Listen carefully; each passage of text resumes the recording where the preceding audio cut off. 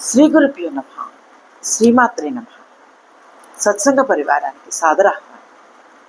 జగన్మాత అనుగ్రహంతో ఈరోజు మనం జగద్గురు శ్రీ శ్రీ ఆదిశంకరాచార్య విరచిత సౌందర్య లహరి స్తోత్రంలోని 33వ శ్లోకాన్ని సూక్ష్మంగా తెలుసుకునే ప్రయత్నం చేద్దాం.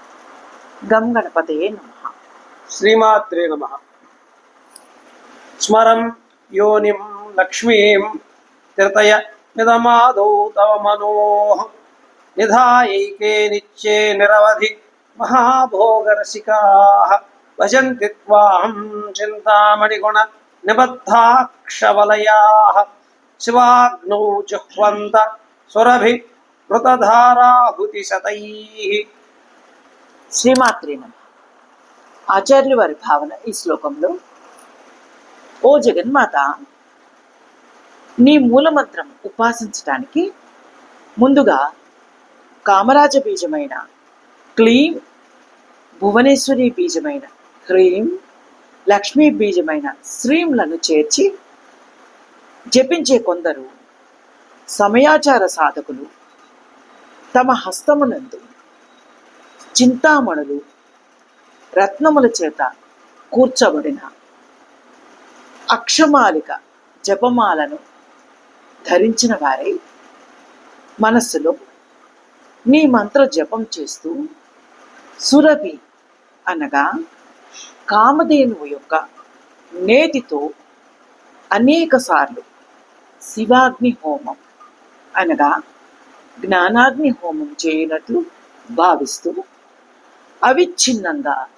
ఆనందం అనుభవిస్తున్నారు.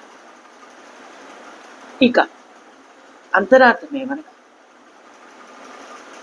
కామేశ్వరీం పరామిడే కాది హాది స్వరూపిణి మాతృకావర్ణ లిప్తాంగి మహాశ్రీచక్ర మధ్యగా.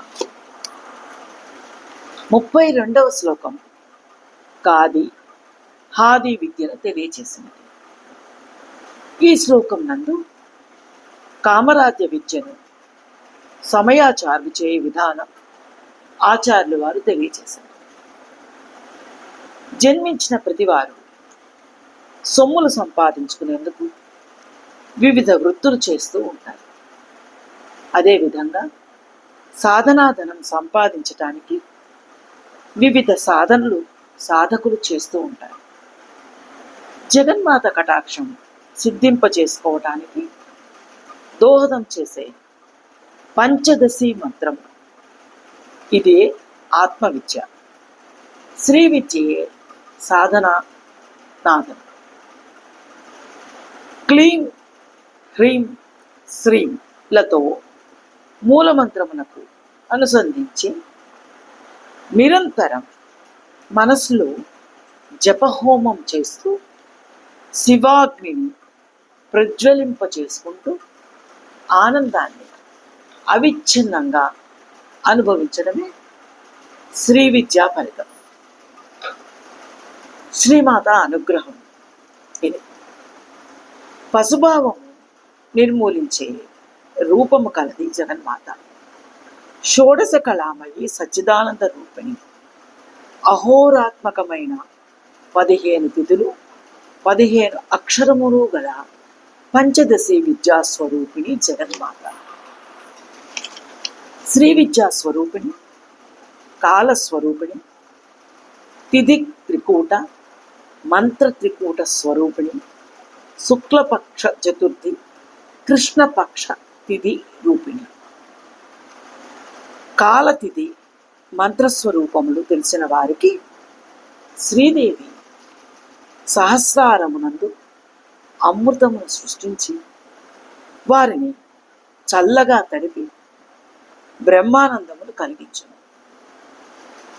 శ్రీమాత మధుకృత్ మధువృష అగుచున్నది. అహోరాత్ర స్వరూపం గల శ్రీదేవి పంచదశి సృష్టించింది. ఈమె తేనెటీగమై అమృతం స్రవింపచేయను. మన్మధుని చంపిన కామేశ్వరుని పత్ని కామేశ్వరి. మన్మథ సంబంధమైన శ్రీ విద్యను సృష్టించి విశ్వరూపమైనది. ప్రతి సాధకుడు తమ శరీరంలో పైనుండి కంఠం వరకు జ్ఞాన శరీరం, కంఠం నుండి నడుమ వరకు ఉపాసనా శరీరం, నడుము నుండి పాదాల వరకు కర్మ శరీరం, ఈ విధంగా 33 ఖండములు, ఈ విధంగా 3 ఖండములుగా మూలమంత్రము 3 ఖండములను చేర్చి తమ శరీరం పరమేశ్వరే నిలయంగా ఉపాసన చేయాలి. సాధకుడు నిరంతరం అవిచ్ఛిన్నంగా నెయ్యి హోమంలో వేస్తున్నట్టు మూలమంత్రం జపం చేయటం వలన పరమానంద భరితుడవుతాడు. ఇది సత్య సౌందర్యం, ఇది సౌందర్య లహరి. శివుల వారిని ధ్యానిస్తూ ఆచార్యుల వారు శివానంద లహరి మనకు బోధించినారు. శివ శబ్దంతో శివానంద లహరి వచ్చి ఉన్నది. శ్రీమాతానంద లహరి అని నామధేయం చేయకుండా ఆచార్యుల వారు సౌందర్య లహరి అని నామధేయం చేయుటయే సాధకుడు పరమానందం భరితుడవుతున్నట్లు తెలుస్తున్నది. మానవ శరీరములు బాహ్యం, యవ్వనం, వృద్ధాప్యంగా మార్పు చెందుట వలన ఒకప్పుడు ఉన్న సౌందర్యం మరి ఒకప్పుడు ఉండదు. అలాగా సమస్త వస్తువులు బాహ్య ప్రపంచము మార్పులకు లోనవుతూ ఉంటుంది. శాశ్వతము ఏదీ కాదు, ఎప్పుడూ మార్పు చెందనిది, కాలంకు కట్టుబడినది శ్రీవిచి. అదే శాశ్వత సౌందర్యం. చివరిగా వేదాలు, ఉపనిషత్తులులో చెప్పబడిన మంత్రములు సాధారణ సంస్కృత భాషలో పురాణాలలో చెప్పబడినవి. ఇవి అందరూ చదువుకోవచ్చు, సమాన ఫలితం ఉంటాయి. సౌందర్య లహరి 32వ శ్లోకంలో, ఈ 32వ శ్లోకంలో చెప్పబడిన పంచదశి మంత్రము యొక్క బీజాక్షరములు సమానంగా ఆచార్యుల వారు ఆయా భగవత్ రూపాలుగా ఈ 32వ శ్లోకంలో వివరించారు. ఈ శ్లోకం మననం చేసిన పంచదశి మంత్రం మననం చేసినట్లే. పంచదశి మంత్రం గురూపదేశం ద్వారా లభించాలి. కానీ ఈ 32వ శ్లోకం గురూపదేశం లేకుండా చదవవచ్చు. పంచదశి మంత్ర సమాన ఫలితం పొందవచ్చు. శ్రీమాత అనుగ్రహం మనందరి మీద కలుగుదాకా. శ్రీమాత్రే నమః.